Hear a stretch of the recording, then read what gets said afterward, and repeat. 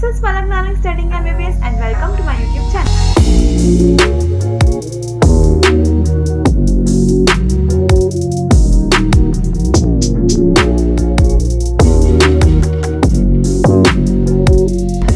आज हम लोग करने वाले एक बहुत छोटा सा topic that is regulation of respiration from human respiration. ठीक है, तो बिना टाइम वेस्ट किए करते हैं स्टार्ट। चलो हेडिंग लगाओ, रेगुलेशन ऑफ रेस्पिरेशन।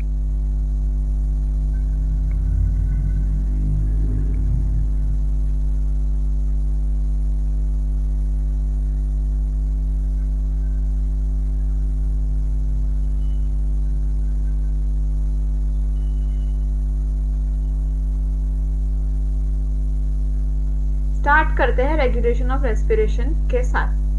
अब रेस्पिरेशन कैसे होता है, मतलब आप सांस लेते हो, क्या आपको मालूम है कि आप सांस ले रहे हो या बस लिए जा रहे हो? ऑब्वियसली आप लिए जा रहे हो, नॉर्मली तो सांस लिए जा रहे हो। तो रेस्पिरेशन जो है वो मोस्टली और usually it is a involuntary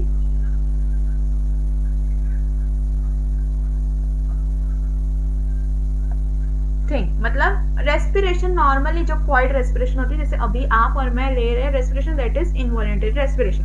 मतलब आपको पता नहीं चल रहा है कि आप सांस ले रहे हो, सांस छोड़ रहे हो। बट क्या वॉलंटरी हो सकती है? हाँ, डेफिनेटली हो सकती है। आप अपनी मर्जी से भी सांस ले और छोड़ सकते हो। आज जो हम लोग पढ़ने वाले हैं वो इनवॉलंटरी रेगुलेशन ऑफ रेस्पिरेशन पढ़ने वाले हैं। उससे पहले मेरा आपसे सवाल है कि हमारा रेस्पिरेटरी रेट कितना होता है। ये मैं आपको ऑलरेडी बता चुकी हूँ। हमारा रेस्पिरेटरी रेट होता है 12 to 16 पर मिनट। मतलब एक मिनट में हम लोग 12 to 16 टाइम्स हम ब्रीथ करते हैं। उसमें से इंस्पिरेशन और एक्सपिरेशन का टाइम अलग अलग होता है। मतलब एवरी ब्रीथ में, एवरी रेस्पिरेशन पे इंस्पिरेशन इज 2 सेकेंड्स और एक्सपिरेशन इज 3 सेकेंड्स। समझे इतना? 2 सेकेंड के लिए अभी आप खुद से करोगे तो ऐसा नहीं हो पाएगा क्योंकि आपने वॉलंटरी कर दिया। लेकिन इनवॉलंटरी रेस्पिरेशन जो होती है ना, उसमें इंस्पिरेशन इज 2 सेकेंड्स और एक्सपिरेशन इज 3 सेकेंड्स। समझे इतना? अब हम बढ़ते हैं आगे रेगुलेशन ऑफ रेस्पिरेशन के साथ, मतलब एक्चुअल रेगुलेशन ऑफ रेस्पिरेशन के साथ। चलो RR ऐसा लिखते हैं। 2 तरीके से हम रेस्पिरेटरी रेट को रेगुलेट कर सकते हैं। सबसे पहला है हमारा न्यूरोनल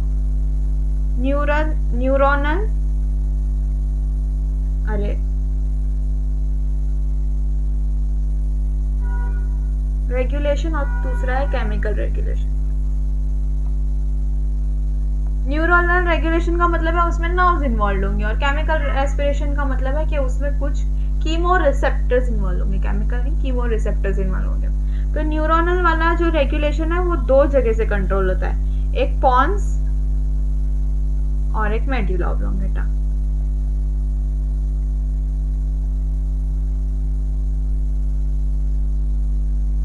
अभी आगे सब समझने वाली चीजें हैं, तो आप ध्यान से सुनोगे तो समझ में आएगा, नहीं तो नहीं समझ में आएगा। मेडुला ऑब्लोंगेटा और पॉन्स, ये 2 ऐसी चीजें हैं जो कंट्रोल करते हैं हमारा न्यूरोनल रेस्पिरेशन। दूसरा है हमारे पास केमिकल रेस्पिरेशन। अब हम एक एक करके तीनों टाइप ऑफ रेस्पिरेशन को पढ़ेंगे। मेडुला ऑब्लोंगेटा जो है उसके अंदर होता है प्रेजेंट रेस्पिरेटरी रिदम।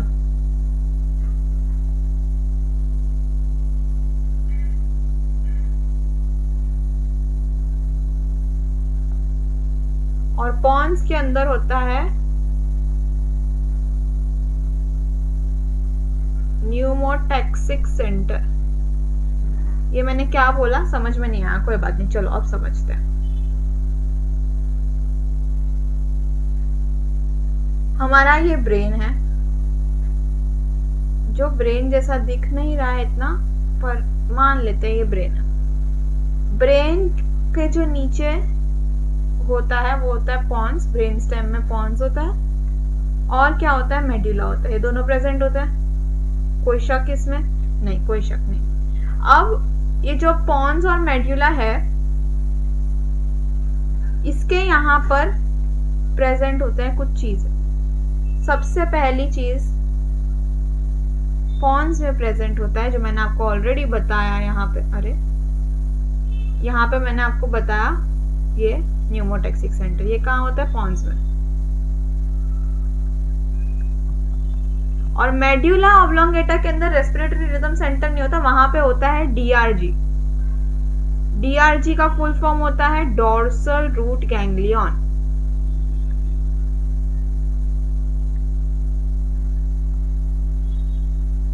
और यही है हमारा सबसे बड़ा इंपॉर्टेंट चीज। जो डोर्सल रूट गैंग्लियन है वो क्या करता है, अभी जगह ही नहीं बची है, देखो ये ब्रेन है, ये पॉन्स है, ये मेड्यूला है। इधर जो डोर्सल रूट गैंग्लियन है डीआरजी, वो नर्व फाइबर्स लेके जाएगा हमारे लंग्स के पास। और किसको एक्टिवेट करेगा, इंटरकोस्टल मसल्स को एक्टिवेट करेगा, उसके अलावा डायफ्राम के मसल्स को एक्टिवेट करेगा। अगर ये दोनों के मसल्स को एक्टिवेट करेगा तो वो दोनों मसल क्या करेंगे, वो दोनों मसल करेंगे कॉन्ट्रैक्ट।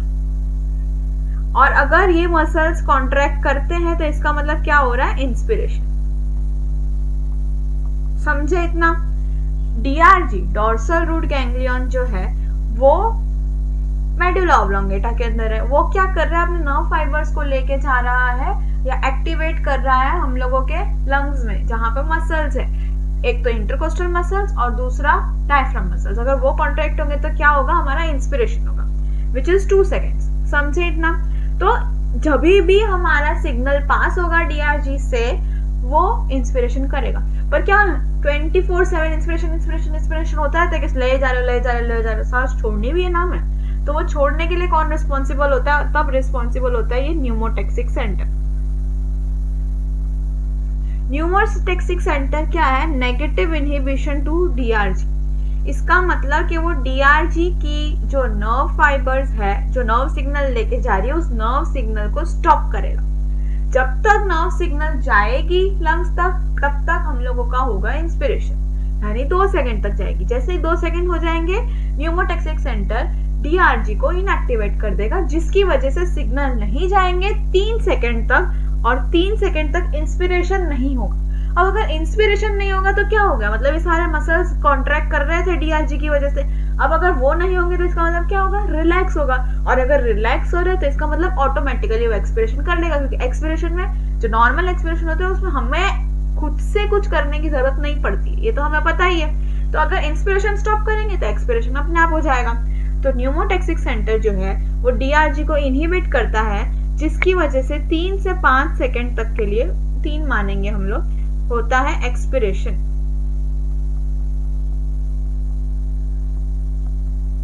क्यों? क्योंकि नर्व सिग्नल पास नहीं हो रहे हैं टू द लंग्स, सिर्फ इस वजह से होगा एक्सपिरेशन। चलो इतना समझे तुम? ये था हम लोगों का न्यूरोनल वाला,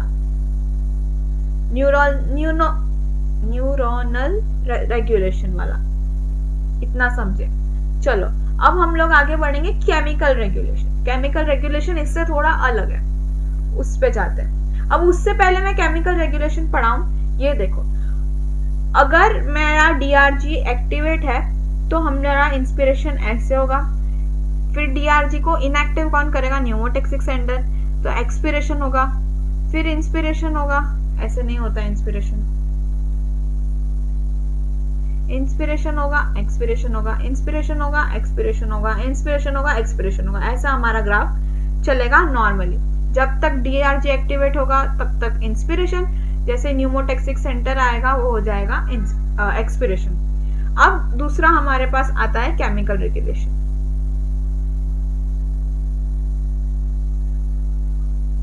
chemical regulation is different than neuronal regulation. अब जब भी आप एक्सरसाइज करते हो, नॉर्मली अगर आप एक्सरसाइज करते हो तो आप ज्यादा CO2 निकालते हो, मतलब ज्यादा ब्रीथ करती है आपकी मसल्स। जैसे ये मसल्स है, जब मसल्स काम कर रही है तो उसे ज्यादा एनर्जी चाहिए, अगर ज्यादा एनर्जी चाहिए तो मतलब ज्यादा ऑक्सीजन चाहिए, और ज्यादा ऑक्सीजन लेगा तो ज्यादा कार्बन डाइऑक्साइड भी निकालेगा। तो अगर ये मसल्स हमारी CO2 निकाल रही है तो वो CO2 निकाल के कहाँ पे देगी, बट ऑब्वियस है ब्लड वेसल्स में देगी। और कहाँ दे सकता है वो, कोई भी टिश्यू अगर अपने अंदर से रेस्पिरेशन करके CO2 निकाल रहा है तो वो कहाँ जाएगा, ब्लड वेसल के अंदर जाएगा। अब इस ब्लड वेसल के अंदर जाएगा तो CO2 क्या CO2 जैसा ही रहेगा, ये मैं आपको ऑलरेडी पढ़ा चुकी हूँ। नहीं, CO2 जैसा नहीं रहता है। ब्लड वेसल में जाता है तो CO2 H2O के साथ कंबाइन हो जाता है। ट्रांसपोर्ट ऑफ CO2 में इसकी डिटेल हमने पढ़ी है, और वो क्या बना देता है, H2CO3 यानी carbonic anhydrase which is acid. इसका मतलब ब्लड वेसल के अंदर एसिड बढ़ गया, समझे, CO2 आया यानी क्या हुआ, एसिडिटी बढ़ी। क्यों एसिडिटी बढ़ी, क्योंकि H+ बढ़ा, समझे, H2CO3 स्प्लिट होगा H+ और HCO3- में, तो वो H+ बढ़ा ब्लड वेसल के अंदर, इस वजह से एसिडिटी बढ़ी। ये हम लोग कितने टाइम से करते भी आ रहे हैं, हमें पता है। अब ये जो एसिडिटी होती है ये सेंस करता है कीमो रिसेप्टर। कीमो रिसेप्टर्स जो ब्लड वेसल के अंदर प्रेजेंट होते हैं वो सेंस करते हैं कि भाई H+ बढ़ गया है, अभी हमें कुछ करना पड़ेगा। तो क्या करते हैं, अगर कीमो रिसेप्टर ने H+ को सेंस कर लिया तो वो जाके सिग्नल देते हैं न्यूमोटैक्सिक सेंटर को। अगर न्यूमोटैक्सिक सेंटर को सिग्नल आया तो वो क्या करेगा, वो करेगा इंस्पिरेशन को स्टॉप करता है न्यूमोटैक्सिक सेंटर। तो इसमें क्या होगा, इंस्पिरेशन बार बार को स्टॉप करेगा, हर थोड़े टाइम पे बार स्टॉप करेगा। इसका मतलब क्या, नॉर्मली हमारा इंस्पिरेशन कैसे हो रहा था, इंस्पिरेशन एक्सपिरेशन ऐसे हो रहा था, लेकिन क्योंकि अभी न्यूमोटैक्सिक सेंटर एक्टिवेट हो गया कीमो रिसेप्टर की मदद से, तो अब हमारा इंस्पिरेशन एक्सपिरेशन कैसा होगा, ऐसा होगा।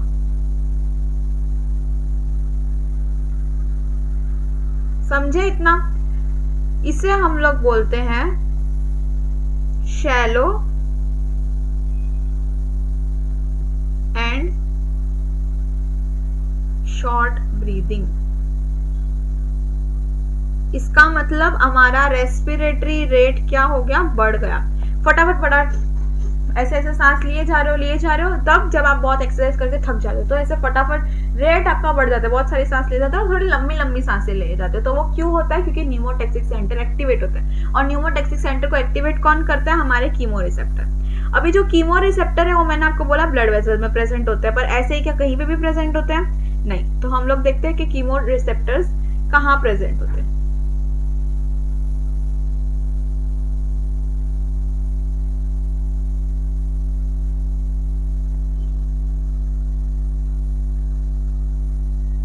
Chemoreceptors can be present peripherally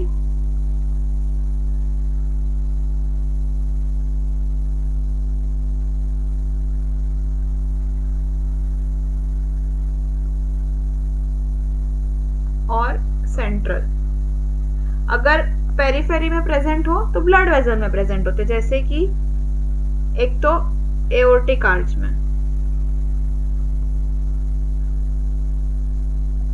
aortic body पे, दूसरा कैरोटिड आर्टरी पे, कैरोटिड बॉडी होती है, उस पे होते हैं कीमो रिसेप्टर्स। जो कैरोटिड आर्टरी है वो ब्लड सप्लाई कहाँ करती है, ब्रेन पे सप्लाई करती है ब्लड को।